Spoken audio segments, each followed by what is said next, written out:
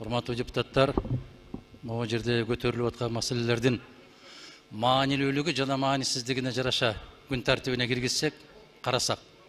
Биз мыйзамдарды кабыл алуу менен жагдай бүгүн эле жакшырып кетсе, кабыл алып берели.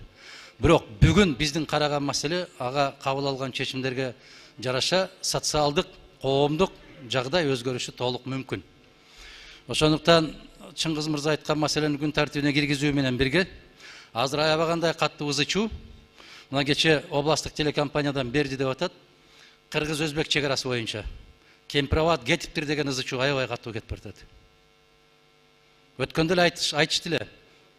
Биз сунуш кылганбыз, ошол 5 айыл өкмөттүн жашоочулары менен жолукмайынча бул маселени токтотуп турсаңыздар деп. Макул болгон. Президенти да отурган, өкмөтү да отурган, баары отурган. Бирок жеңүүчүнөн барып кол коюп бергендиги, аны теледен айтып жибергендиги өлкөдө аябагандай катуу будуңчаңды жаратып атат.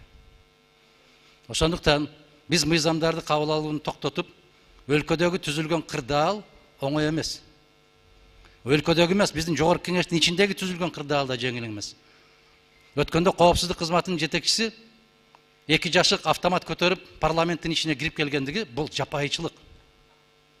Бул өтө чектен чыккан жапайычылык. Биз мыйзам чыгаруу органы катарында ар бир кыймыл аракетке мыйзамдуулугун укуктук тарабынан сөзсүз түрдө баа беришибиз керек. Ага баа бере албасак, анда жогорку кеңеш өзүнүн ишин аткарбады деп билишибиз керек. Ушул маселелерди биринчи кезекте күн тартибине киргизип, Талант Маматович, ушуларга чекитти коюп карап, андан кийин мыйзам кабыл алсак, менимче максатка ылайык болот. Ушул сунушту добушка койсоңуз. Рахмат. Рахмат.